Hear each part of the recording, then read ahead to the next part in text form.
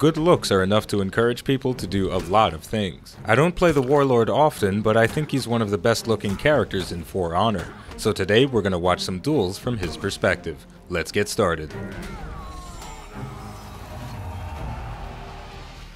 For our first match, we're going against a Shaman, and this is a tough matchup for any character. The Shaman has some very deep mix-ups, so if you're not on your game, you will get caught by them and you will get destroyed. So hopefully we are on our game today. We got to stay on our toes, though we don't necessarily have to worry about them getting poked, because we're not fighting a gladiator this time. Starting off by trading some damage, the Warlord is going to be at a bit of an advantage in this fight because he has a much higher health pool than the Shaman, and she doesn't get a lot of damage out on her attacks unless she lands that bite, which she did successfully. She's basically got us one hit away from death, so we've got to be very careful here. We're trying to make a comeback, not ready to give up yet, but at this point, the deal's pretty much sealed. She dodged out of the way of the headbutt, may have been able to get a guard break or even a dodge attack, but she's going to get it a few seconds later. And a very brutal execution, sending that axe right into our spine.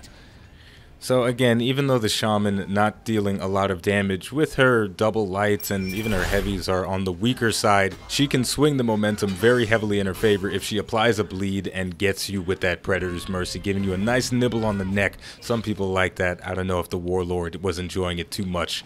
I think the Shaman is a bit too rough.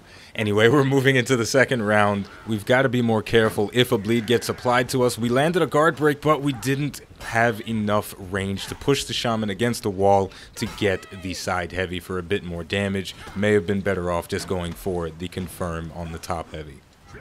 But of course, that is the beauty of playing a heavy. You do have a bit more wiggle room to make mistakes, but you can't get too sloppy with it. The Shaman running herself out of stamina. This is where characters like the Warlord excel, trying to apply as much pressure as possible, but only landing a single headbutt into the follow-up stab. So that's not what we want to happen here.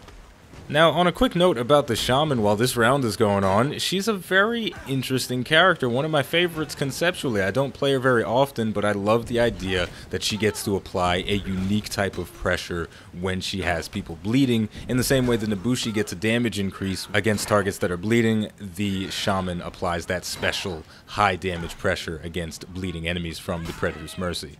This round is definitely a lot longer than the first one, and it is because neither of us are getting any sort of big combos off. The low damage nature of both of these characters is becoming very apparent.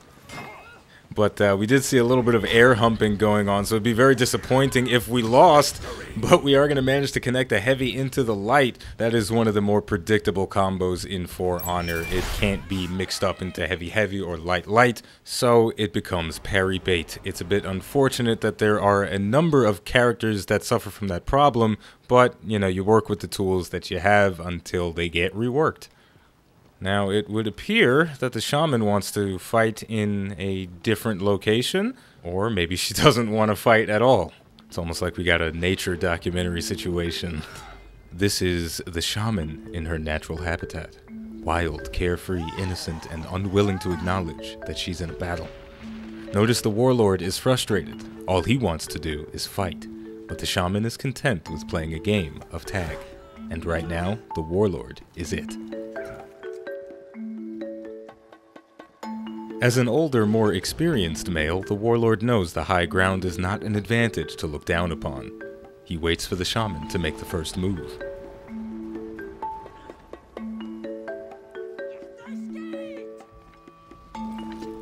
A large creature, but incredibly graceful. Alright, I think the duel is starting for real now, and we're off to a rough start, getting hit by a forward dashing attack, but the Shaman put herself at a disadvantage by jumping off of that high ledge. She took some falling damage.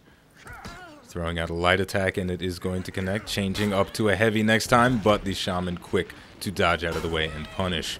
And getting hit by those dodge attacks very unnecessarily. They're easy to parry and block, especially, thankfully, we managed to get a guard break there for the wall throw and the side heavy. And one more guard break going to be just enough for us to get the heavy and the execute, kicking her to the ground. Now the wall throw is very, very crucial to the Warlord's gameplay because he has to play a very serious battle of attrition because his damage output is so low. He's only getting 12 or 13 damage on his stab after the headbutt, so getting the 30 damage from that side heavy is critical to your success.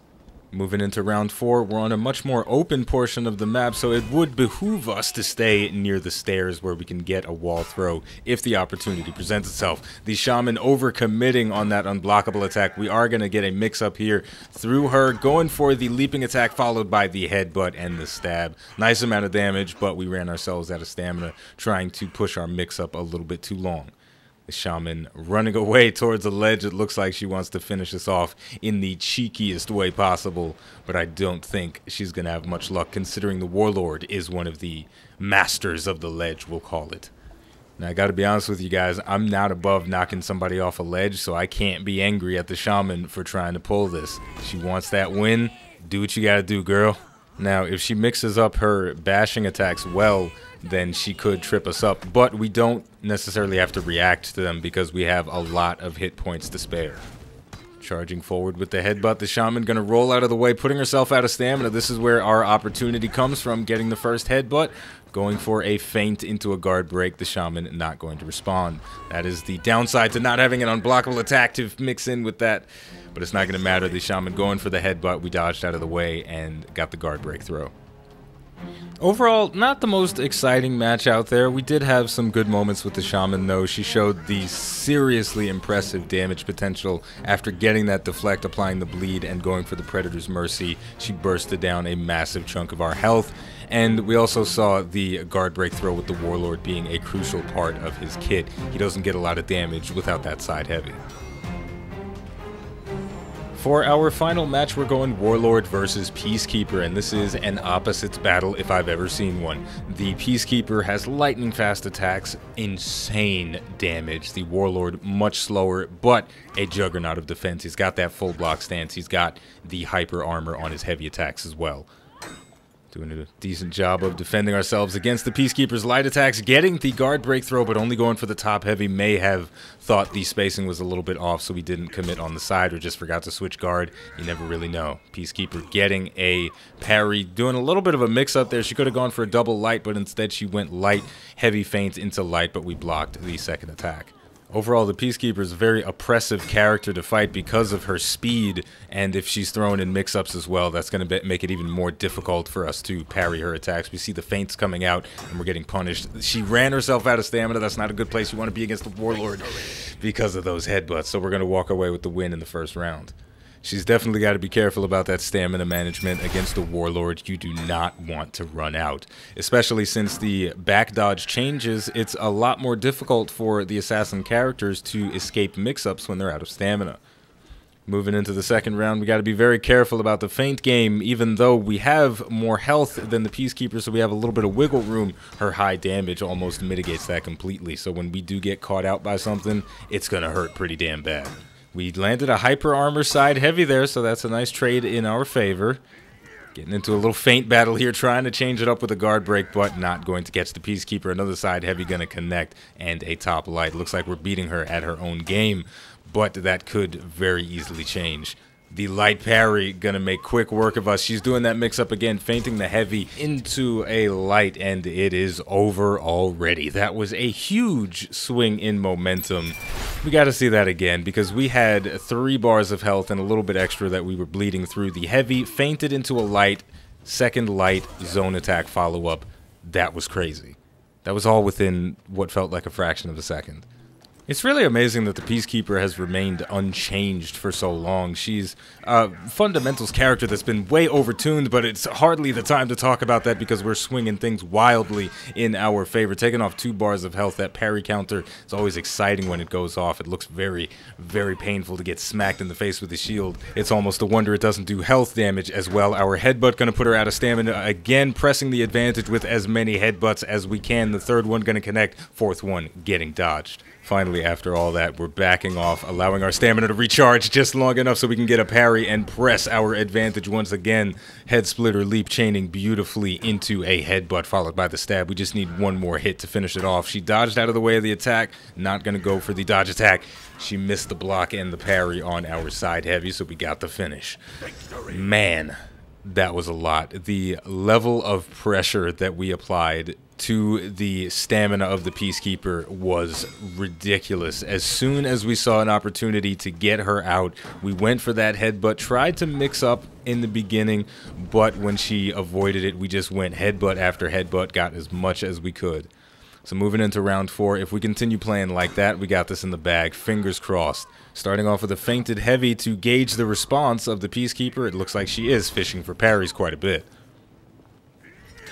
Getting a bit too greedy there, committing on a heavy attack. It is going to get parried, putting us out of stamina, but again, the pressure that we're receiving is a non-issue. We're going to block all the attacks she sent while we were out of stamina. She's still fishing for parries, but we're not capitalizing by feinting into a guard break. We missed out on some pretty juicy opportunities there. She's also going for deflects now, and we're just not following up our feints with guard breaks, and that's pretty disappointing to see. We're almost throwing this round away. Now we're just getting poked to death. We have a pretty rough rhythm going on. The zone attack going to come out lightning fast and finish us off. That's really unfortunate because we had that one pretty much in the bag. We were feinting so many attacks, but we didn't feint into guard break any of those times. You saw her go for the deflect there. She tried it again. Incorrect reads should be punished. That is the main takeaway for the day. Don't mess up good opportunities. Always capitalize on your opponent's mistakes. You know, this is going to be a tough one because the Peacekeeper, at this point, she's probably realized the mistake that we were making and the mistakes that she was making. She's most likely not going to try to deflect our heavy attacks. Right there, we see the feint came out, no movement from the Peacekeeper, not bothering to dodge, so she didn't get caught by the guard break. The headbutt's starting to come out, applying a little bit of pressure, but she's going to dodge the second one, and we take way more punishment than we dealt out. Feinting a heavy attack into the guard break this time, punishing the Peacekeeper for going for a parry. We just need a few more hits. Again, no out of stamina pressure. We are going to get hit by an attack. She did a little bit too much there. She's out of stamina. We just need one more headbutt. We went for the head splitter leap. It got parried. So unfortunately, we're not going to get the follow-up. We should have just kept going with those headbutts. That is a much safer option. Got a little bit greedy. It's very unfortunate. Just one more attack is all we need. And obviously, the Peacekeeper only needs one more attack as well, so she goes for the zone. So, we're going to walk away with the defeat this time, but it was a pretty exciting match regardless. We made a mistake by going for that head splitter leap when we had her on the ropes. Just one more headbutt would have done it for us, but hey, we had that really exciting moment in round number 3, got the Peacekeeper out of stamina with a headbutt, and just went full beast mode, going headbutt after headbutt, trying to get as much damage as possible. So overall, man, the Warlord's a lot of fun. He's not my best character by any means, but he looks so damn cool that I always love when I take him out for a spin. With all of that said, the name of the game is For Honor. The name of the channel is iBlueAirJGR. If you enjoyed this video, don't forget to like, subscribe, and leave a comment. Let me know how you feel about getting your ass kicked by overpowered characters. It doesn't always feel good. Thank you for watching, and I'll see you next time.